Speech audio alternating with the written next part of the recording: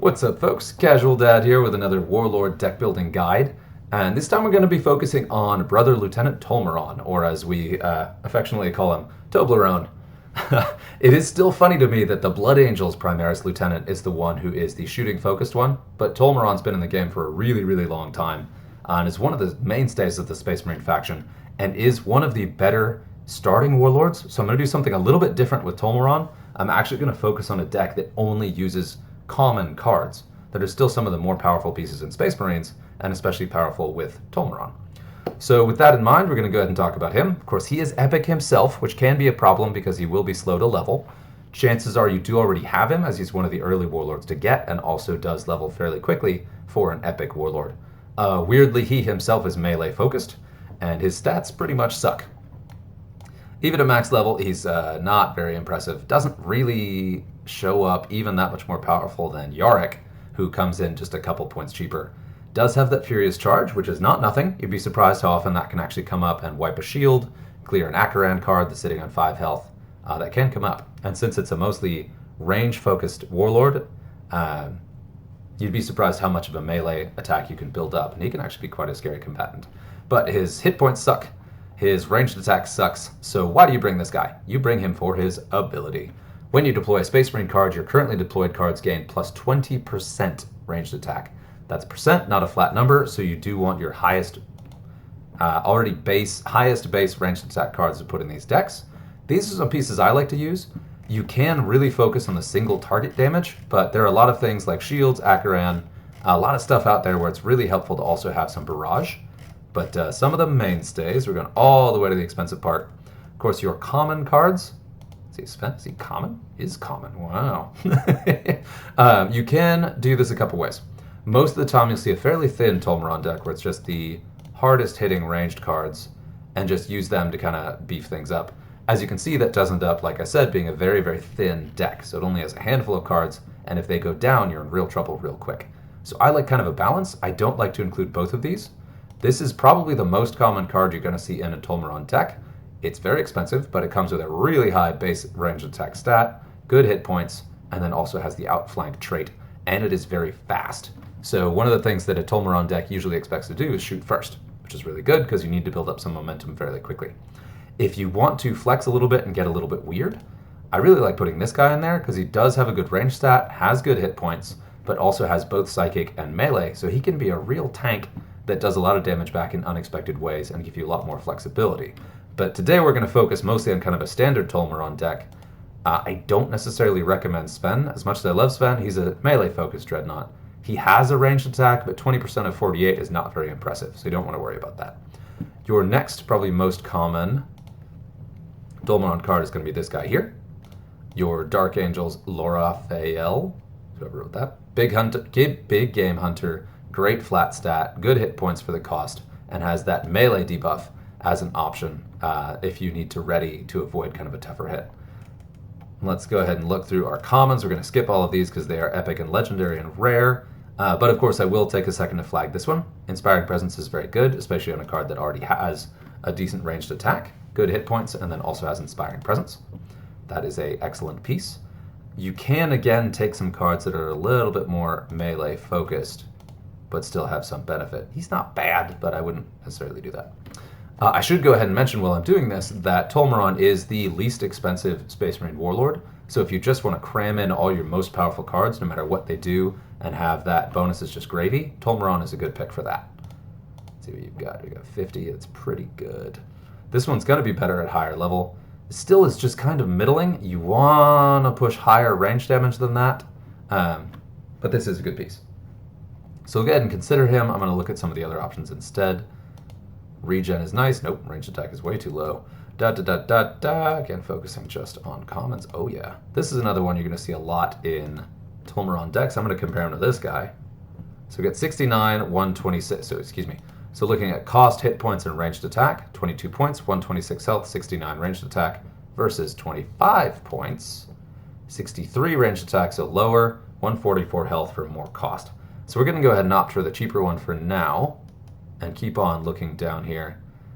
This guy is very good, but I already have Loraphael, who's better, so we want to kind of lean on this. This guy is going to be amazing when you level him up. Latanus, having shields, a high ranged attack at this price point is a very good pick for Tolmeron, especially at the cost. This is a great one you want to consider. Always keep an eye on him to make sure he's getting close to the level, or keep an eye on him to see that his level's getting there. This is another guy you see fairly often. He doesn't have a very good range stat, so I'm going to go ahead and skip over him. Your general inspiring presence is good, but let's look at some of the others. This is a really strong piece, but mine is fairly low level. A lot of the newer cards coming out are on the cheaper side that can really give you a more thick Tolmeron deck that hits incredibly hard. And this is another one to keep an eye on as a really good piece to go in here. This guy comes in a lot. That other outflank is great, and then he has a very high range attack for the points. Let's see what else we got. I'm only sitting on 13 points, which I can do on either a single card or two. These both, you've got precision shot here, and a decent ranged attack, and then you've got ranged ready, which is very good. A ranged ready in here is very helpful to kind of keep going. Outflank is good, but if you get outflanked back, that's a problem. And then also the outflank can't always steal a ranged attack if your opponent is already using it. So these are a couple things to keep in mind. Melee focused, right? Yeah, so I wouldn't consider him. This guy hits really hard. His ranged attack is very high for the points cost, and he has poison, which is a really great way to push a little extra damage through and kind of do that. In fact, I'm going to go ahead and take him out, which I will regret. We're going to go ahead and take him out too, because the points are kind of tricky. Now look at this guy. Precision shot is really good to kind of help with not having barrage. But then on that note, we can go ahead and drop this guy in here and get a little barrage. This guy also, mine is fairly low level. He gets much better around that upper level 11, level 13, where you get a little bit more out of him. But at 15 points, you can't complain too much. He's very, very good. We are also going to go ahead and throw in the... What do you got, buddy? We've got 17 points left. Ooh, yeah. He's a great one to consider, too. Oh, he's rare. My bad. We're just looking at our common card, so I can't include the 15-point Medicae. Whoa, yeah. Brother Suras is a great one. Now, he doesn't come in with that high of a ranged attack, but he's got that ranged debuff, which is good in case you're up against, say, a Tau or another ranged attack player, and he has Fear. Once you get him up to rank level 3 Fear, he really, really makes a difference. And, of course, this guy is, I think, melee. No, there you go. Another ranged ready at the 13 points cost. He's a really good one. And then I'm going to go ahead and drop this guy in here. Again, his own stats kind of suck, but he's cheap. He's got a good amount of hit points, and of course he has the ranged ready, which is excellent. Now, one of the best cards in a Tolmeron deck is this guy, because he will trigger your ranged weapon buff, but then also, so we'll take this guy out. So we'll trigger, he's got a ranged ready buff, and then also we'll trigger the 20% bonus to your other cards. So while you do end up seeing a lot of thin Tolmeron decks, it's just because they're leaning really hard on the very expensive cards. And let's see, at 12, yeah, we'll throw this guy in here. He's not quite as good or as flexible as Suras, but he comes in a couple points cheaper and fits in my remaining 12 points. So here we go, an entirely common Tolmeron deck that's going to serve fairly well. We'll go ahead and take a couple games with it. But just to go ahead and highlight some other pieces I would tend to include if you're going outside of your common only. This is one of my absolute favorite cards because it's got the very good ranged attack stat, great health, the cost is not bad, and it has Barrage. This guy can level entire boards easily if he's one of your top drops. This is one where both I would definitely include him in here, and I would lean on making your deck a little bit thinner to make sure you have him as early as possible as a drop. And that's kind of a tricky piece. If your deck gets too thick, you could have all of your cheap cards as options to deploy and not get to play or start with one of your top cards so they benefit the least from Tolmeron's ability. Honorable mention here to this guy. Has a very good melee stat, but has, he's got precision shot. Hang on. So honorable mention to him. He is quite a good piece. Then also Phoenix as well. Well, now he's melee. Never mind. And you can get weird and throw someone like this guy in here. This guy is so strange. He's got very high hit points and hits twice when you drop him on the board, which is a lot of fun. And he also will hit after you finish deployment. So if you deploy this guy early, he can actually do a whole lot of damage because you get the up to 40% buff for playing 2 additional Space Marine cards, and then he will shoot after that. Actually, I think he'll Furious Charge and then shoot. Yeah, so the way this should work is he will do a melee attack, and then he'll do the ranged attack. So once you get him at upper level, he can actually be pretty devastating. Already talked about this guy. This guy's another good one. He's got the ranged ready and has very good ranged attack stats for the points, and is fast. Again, that initiative piece is really important for Tolmeron because you do want to hit first as hard and as quickly as possible because enemy if you start losing your power cards, you will peter out very quickly. As you can see here, I really only have 2 heavy hitters, and then everyone else is just kind of fluff. So Tolmeron is high risk, high reward, and can serve very well, but you will hit some pretty bad matchups. Without further ado, we're going to go ahead and jump in.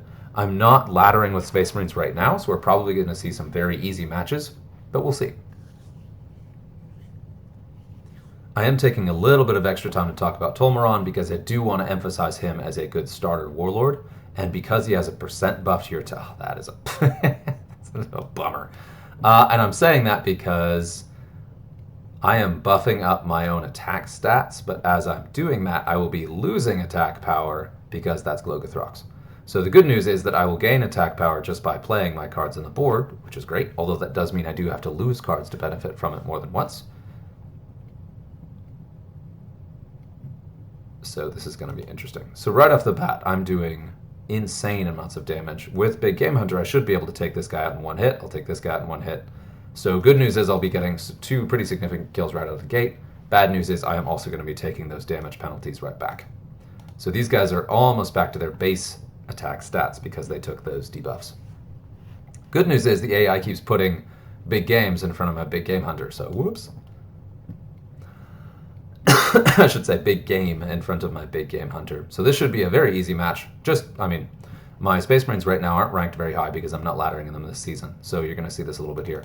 So you can also see some of the decks you'll be playing against and how this kind of works against them. Glogothrox's ability just saved Karn. Karn would have died against any other Warlord except that he was able to debuff my ranged attackers. That is a very aggressive Glogothrox deck. Interesting. And we'll talk about good old Gloggy at some point down the road. He's also a very good starter Warlord, but is a little bit tricky to balance. And this match, I'm pretty overmatched, just overwhelming power, and despite... So Glogothrox, if he'd had a couple Endless cards to feed these, they could have... So like right here, Glogothrox, had this guy been taking out Endless cards up to this point, now with Fear on him, you can see his damage is nowhere near what it should have been, but I still have a powerful card in the wings. So if you were playing the Glogothrox deck here, you would want to block both of these guys and kill them before you kill the Medicae guy, because you don't want to trigger me deploying extra cards so that I get the extra damage buff to compensate for the debuffs that I'm taking. So against Tolmeron, target acquired is extremely powerful, and then anything that lets you just... target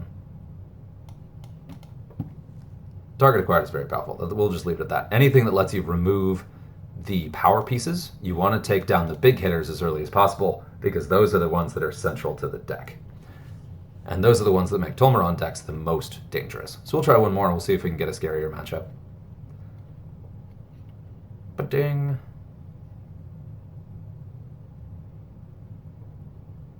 And I'll get the pop-up after the next game. Just looking at the deck again, just so you can go ahead and see it, and then we'll jump in here.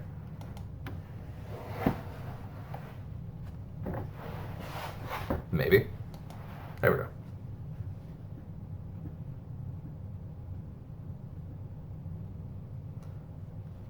Yeah, ooh, we got an Akaran. Okay, so we can see where punching really, really hard is going to be good, but it may not matter against Akaran, and that's a thick Akaran too. So even though I'll be pounding him really, really hard, I will also be suffering a bit. And so I played the Fear card early there. That probably was the wrong call, but I did it so that he can build up some range stat, because he's going to have quite a bit of time on the table. Oh, good. That was a good call. Okay. Moving my flyer out away from the Big Game Hunter was probably one of the best things I could have done. And right here, you're going to see how important it would be to have Barrage so that I could take out these injured cards before things go badly. Luckily, I am against another ranged deck, which is very helpful, because that will allow me to take some of these cards down in my turns and his turns, because he'll be shooting and I'll be shooting as well.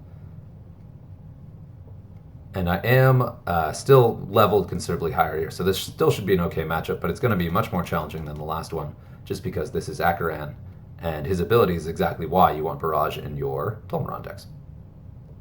Let's hope for Medicae. Medicae. And now here, I saved my precision shot so that he can come in later and either take out a shield off Akaran himself, or be kind of clutch in the last few rounds.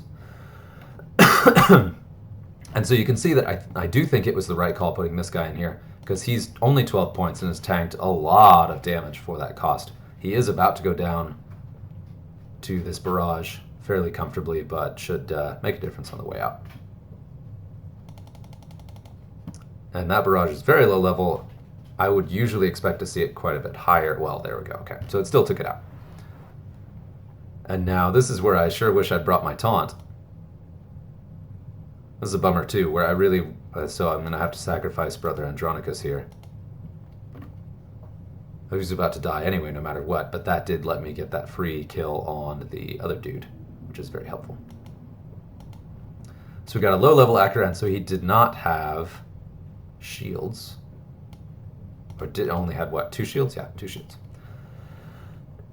And you can see that that 20% bonus does also stack. And that's something I should have mentioned too. So as you're getting that 20% bonus, it's not your base damage, it is your current range damage. So as you get cards that are ramping up from modifiers or from just being in the board for a while, that will add up. And then here we go, that Furious Charge making all the difference. Splat. That could have also cleared a shield, that could have cleared out another injured card, and I could have played him earlier. But yeah, that was a really good example of going up against an Acheran deck. Had that been the usual Psyker Acheran deck with Tigurius, that would have been a tougher matchup. But this deck is still well poised to take care of that because you have Big Game Hunter, you have cards that will charge up a lot of power and be able to kill, say, Tigurius through shields. So, go ahead and close this, go away. That is your guide to Brother Lieutenant Tolmeron. Hopefully that was helpful. Again, this was more new player focused, and I'm going to do that a little bit as I look at the Warlords who are best early in the game.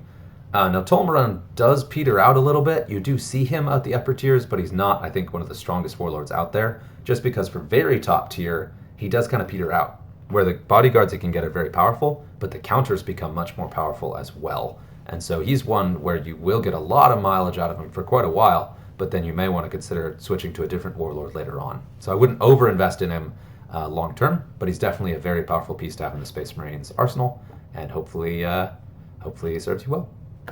Till next time.